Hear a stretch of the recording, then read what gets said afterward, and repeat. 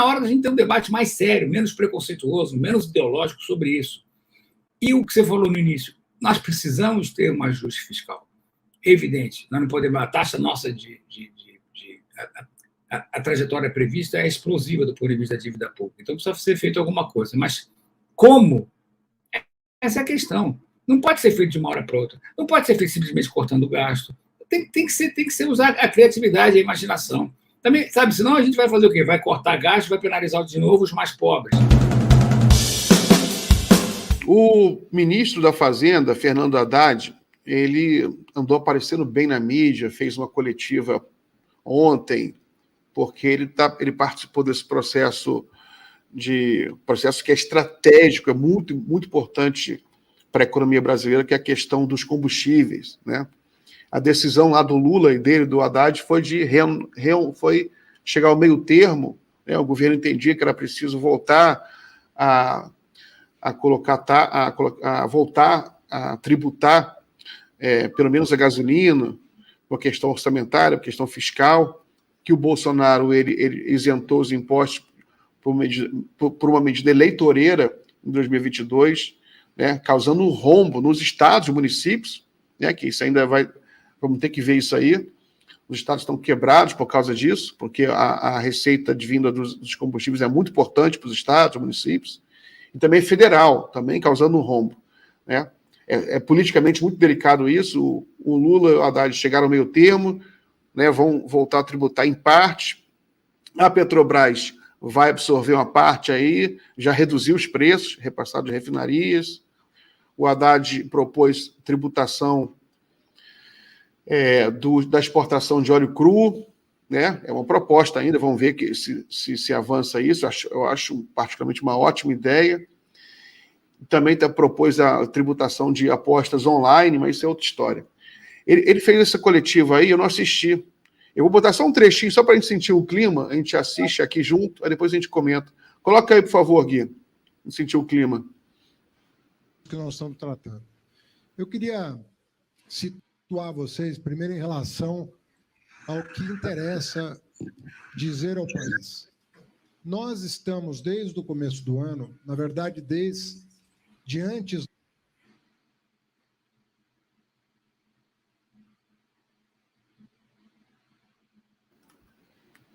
Caiu? Então tá. Então deixa para lá. Caiu. Acho que foi o Guilherme, que a conexão do Guilherme caiu. Mas, enfim, o que você está achando do Haddad, Jorge? Eu acho que ele se saiu bem nessa história toda. Eu acho que conseguiu. Acho que o governo aumentou a gasolina, mas preservou o óleo diesel, que é o que financia, que é o combustível para transporte público, principalmente, né? Principalmente transporte público urbano, né? Os ônibus todos usam óleo diesel, então houve uma prorrogação dessa não oneração, né? Então, essa redução dos impostos em relação ao óleo diesel e aumentou a gasolina. Tem muita gente até que critica, acha que foi pouco, que a gente tem que evitar de usar combustível fóssil, então tem que aumentar bastante combustível, que nem cigarro, né? Combustível fóssil seria que nem cigarro, é uma coisa que mata as pessoas e, portanto, você tem que tributar o máximo que você puder para reduzir o consumo, de fato. Eu acho que essas coisas, no limite, não deixa de ter razão, mas as coisas têm que ser feitas de forma mais gradativa, né? Eu acho que o governo foi bem, aumentou ali, reduziu, porque também não pode ficar com as finanças tão descobertas, né? Eu acho que, mais uma vez, o governo está tentando equilibrar a preocupação fiscal com a questão social, ou seja, quando preserva mais a questão do óleo diesel, que eu acho que é o mais fundamental para a maioria da população, que pega transporte público, ele está atingindo esse aspecto social. Ao mesmo tempo, mesmo no caso da gasolina, não estou dizendo que todo mundo tem carro elite, pelo amor de Deus, não é isso que eu estou falando aqui, mas mesmo no caso da gasolina,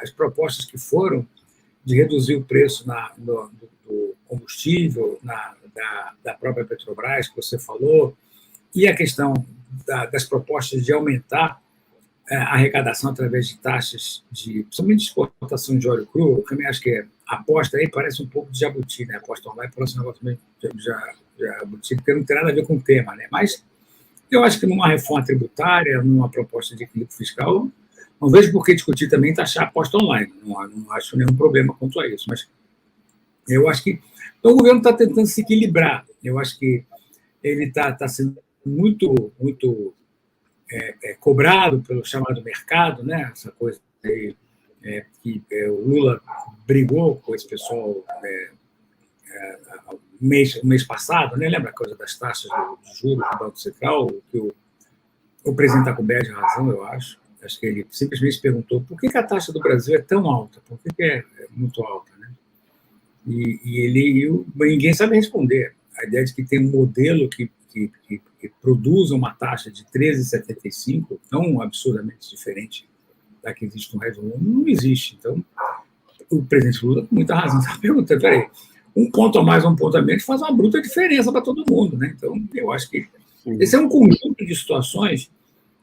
Só estou falando, desviar um pouco do assunto, só para dizer que o governo está ali tentando equilibrar essas duas coisas. Não foi um governo eleito para fazer ajuste fiscal. A campanha não foi essa. Mas é um governo que não vai descurar da preocupação fiscal. Embora isso mantendo as promessas de campanha com a preocupação com a questão social. Nós não podemos penalizar os pobres toda vez que isso for possível, como estava ocorrendo até então. Tem um fator também que, até eu estava assistindo uma entrevista ontem de um senador que ele falou isso, né? Que em 2003, né, após a primeira vitória do Lula, em 2002, o Lula tinha uma oposição mais leve, não era oposição bolsonarista. Então, ele podia se dar o luxo também de fazer, por exemplo, 2 anos de ajuste fiscal, né, como ele fez em 2003, 2004, foram muito duros. Agora, se o Lula fizer um ajuste fiscal draconiano, né, com essa oposição bolsonarista aí, vai ser... Se bem que mas nem se não tivesse, não seria interessante, porque hoje em dia está claro que também mudou muito o ambiente ideológico, né? Os próprios debates econômicos, eles mudaram.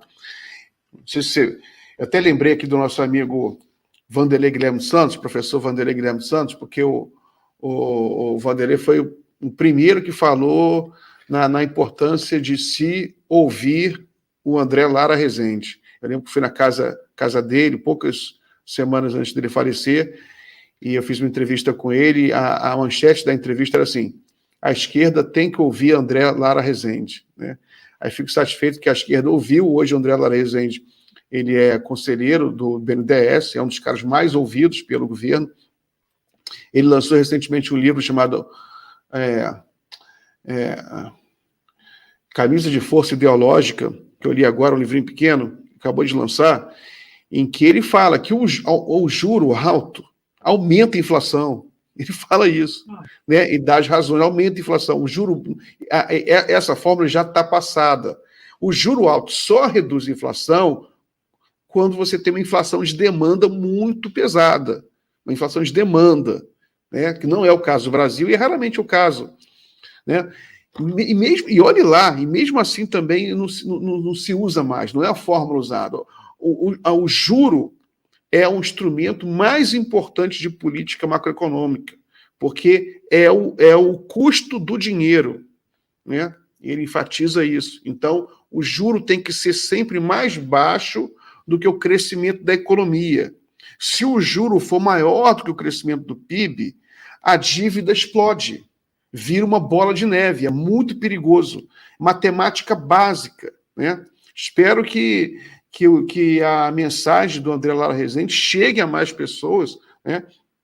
E ele menciona casos internacionais, menciona literatura. Ele fala que no debate macroeconômico não se usa mais isso. O primeiro mundo meio que nunca usou, né? É uma coisa meio que sempre foi meio para fora, para enganar os trouxas do terceiro mundo. Só que hoje mesmo eles nem falam mais, né? Nem falam mais. Nos Estados Unidos o juro está negativo em todo o primeiro mundo. Enfim, né? Espero que essa mensagem chegue. Mas, Jorge, pode falar. Eu acho assim, extraordinário, muito bom que o debate esteja se ampliando, né? O André Lara Rezende, a Mônica De Bolle estão trazendo contribuições aí Você pode concordar com as coisas, discordar de outras, mas eu acho que é sempre bom oxigenar o debate para sair da camisa de força ideológica. Acho que o título é bom, né? Porque senão é o seguinte: os juros têm que ser altos. Por quê? Porque eles têm que ser altos. E eu acho que. Eu tenho conversado eu trabalho numa escola que trabalha com economistas, e fala: o problema do Brasil é que você tem outras taxas de juros que abrangem uma boa parte da economia. Por exemplo, a taxa de juros de longo prazo, o BNDES, isso faz com que você tenha que aumentar mais aqui do que nos outros países. Tudo bem, eu acho que é uma hipótese plausível, mas quanto da economia é atingida pela TJLP, né, a taxa de juros de longo prazo? Qual é o efeito disso na taxa? Eu não vejo nenhum.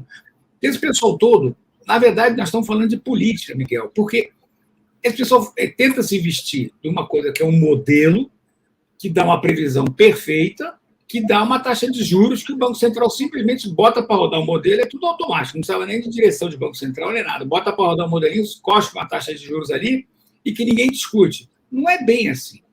Qualquer modelo que você possa usar, bom ou ruim, ele sempre tem margem de erro, né? Ele sempre vai ter uma previsão e uma margem de erro para um lado e para o outro. Como é que você vai decidir dessa margem de erro? É uma questão política. Então, grosso modo também, por que os juros são tão altos no Brasil? Porque o mercado pode, politicamente ele pode no sentido de poder, né? Quer dizer, ele tem poder, ele pode. Então, eu acho que o questionamento levantado pelo presidente Lula e pelas pessoas é mais do que saudável. E como você falou, o impacto disso na sociedade é gigantesco. Então, está na hora da gente ter um debate mais sério, menos preconceituoso, menos ideológico sobre isso. E o que você falou no início, nós precisamos ter um ajuste fiscal. Evidente, nós não podemos. A taxa nossa a trajetória prevista é explosiva do ponto de vista da dívida pública. Então, precisa ser feito alguma coisa. Mas como?